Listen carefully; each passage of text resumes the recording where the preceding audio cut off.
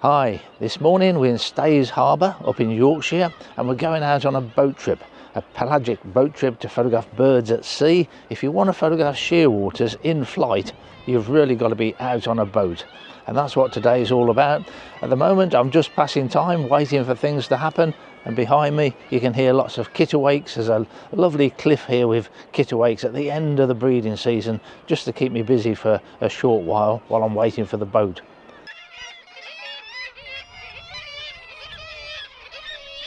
This very much reminds me of Dunbar Harbour up in Scotland. Kittiwakes nesting low down in the harbour, but on a wall rather than a cliff face. But it's a very attractive wall. These are young kittiwakes with that black collar around the neck. The adult is thought of as being a very pretty gull. It's more attractive than your average gull.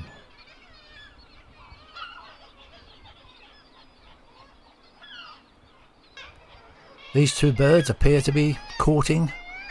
Their chicks have either been predated or fledged by now. And I started to think this bird is trying to regurgitate food.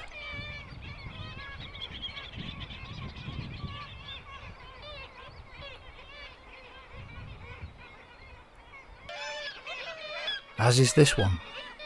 The adults go off and get some food, they come back and regurgitate it for the young.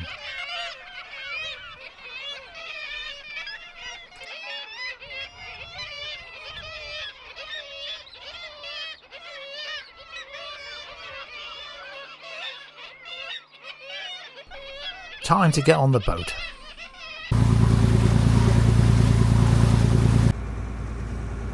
Photographing from a boat is never easy. They're rocking about in the water, you're trying to keep birds in the viewfinder when really it's hard enough just to stand on your feet at times. I'm using the OM1 Mark II, the 150 to 400mm lens. I'd like to have taken the 150 to 600mm lens with me, but I couldn't carry both, and I did think in the rocking boat it might be awkward to use the larger lens, but I'd have liked to have the opportunity to test it out for birds in flight. The fulmars were a particular challenge, easier to do when they're following the boat and they're coming towards you, and in fact they're often landing in the water just behind the boat, and so you get them as they're sort of stalling and going down. My usual ISO 1600, and so long as I'm getting 2,500th of a second shutter speed and upwards, that will be enough. This was the bird of the day, a Sooty Shearwater. It went around the boat several times. The light's not on it here, so I stop taking pictures. I wait until it's coming round in the right direction so there's light on it, and then you wait till it banks a little bit like this.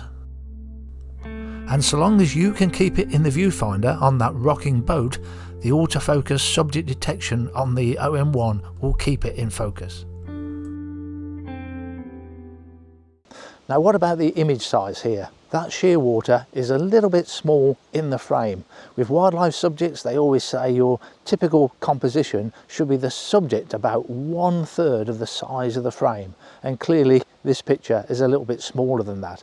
Now I'm very reluctant to crop pictures. I don't like cropping. I still try to take the picture at the right image size, as if I was taking slides where you couldn't crop afterwards. I read on a forum fairly recently, somebody said all wildlife photographers crop their images, and my first reaction to that was no they don't, and after a couple of seconds reflection I thought no, he's right. Most wildlife photographers are cropping the images. I'm not, and maybe I need to start doing so. Now just recently I watched somebody else's YouTube film where they were talking about cropping and how much you can crop, but unfortunately they only display the result on the computer monitor, and although the quality looked excellent even though they'd done some heavy crops, it wasn't really the point for me, because you don't need a high-res file to get a good result on a computer screen. And most people today are actually showing and looking at pictures on their mobile phones, and the screen is so small you could crop away 95% of the picture and still get a good result. What I'm interested in is, after I've cropped my picture, can I get an A3 print out of it? Even though I don't print today, I still want the quality of that file to be good enough to produce an A3 print if I wanted to. And more importantly, will the picture libraries that I supply still accept it? Now, I no longer make a living at my photography, but there is still an income from it. And that's an important income. It offsets the cost of what I'm doing. I might be running at a loss, but it's not as big a loss as if I wasn't still selling pictures. And my income from picture sales, well, it's more than the UK state pension. So it helps each month. So I know from years ago when picture libraries first swapped from slides to digital, they started off with a minimum file size recommendation where you had to load a minimum size up of somewhere between 17 to 20 megabyte files, because in those days that's the sort of file size that cameras were producing. Now they're producing much bigger files. Even my Micro Four Third Olympus is producing over 50 meg files, so that's not an issue. But the bigger the file, then bigger sales you might get, because if somebody's going to produce a poster using your picture, they are going to want a bigger file, and if you've only got a 20 meg, then it might not make that sale. So I'm also interested, will the picture libraries accept my cropped images? So I can feel two tests coming up here. So what I'm going to do, I'm going to take two pictures, I'm going to do a heavy crop on those pictures, and then increase the file size back to the size where I started, and I'm going to use Topaz gigapixels for that. And then I'm going to load those two pictures onto a picture library. I'm going to use Alamy because it's quite a well-known library, but very importantly, you'll see whether it's been successful very quickly. Usually within seconds you can tell if they've accepted it. And then I'm also going to print those files to A3 size and see what the quality looks like. So we are in Photoshop. I'm going to pick up the crop tool and I'm going to make what I regard as a very heavy crop. Some of you might think this is a small crop, but to me that's a very large crop. I'm overdoing it really. I think this is now too large, but I want to test this, so I'm going to go for the overly cropped image. Okay, that's cropped. I've now got to save it. I'm working on TIFF files at the moment, and I'm just going to add the word cropped there so I know which file I'm looking at. And now we're going to open that image up in Topaz gigapixels, and I've already put the numbers in that I want to enlarge the file to, which are the same numbers that I started with. That's the size of a file you get from the OM1 camera.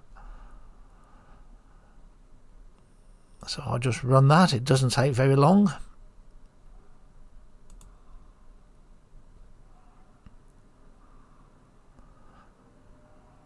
So now we've got our upscaled picture, and I've put the word upscaled in there so I know which file it is. Now let's just bring up those two pictures, one on top of the other.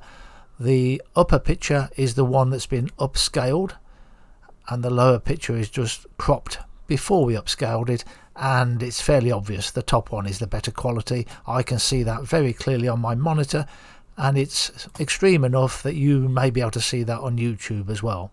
I've said before, YouTube is not a good medium for looking at the quality of pictures, but I think you might be able to see that difference. It's extreme enough. This is the other picture I'm going to do. I've already done it, so I'm just showing you how much I've cropped it, the uncropped picture at the top. Now we take those two pictures and we've got to JPEG them, because that's what I will load up onto the picture libraries. This is how I do my JPEGing.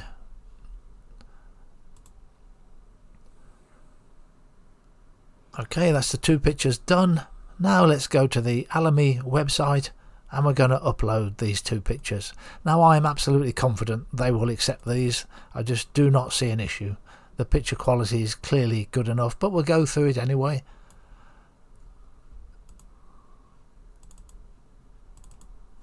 There's the two images. Now sometimes Alamy takes a few hours to go through the quality control, but more often than not it's finished very, very quickly. So this took about 2 minutes. So there it is. The lower pictures are the ones that I've loaded previously, where I've loaded them small in the frame. I haven't cropped them at all. And on the top line, the 2 cropped images. They've been accepted. They've gone through quality control. No issues. A friend helped me by producing the A3 prints the following day. Now you can't see the quality here on YouTube. You just have to take my word for it that they're very sharp. There's feather detail. There's absolutely nothing wrong with it. You wouldn't know this was a heavy crop. And I guess I'm going to have to change the habits of a lifetime. I'm going to have to start becoming a cropper. Thanks for watching.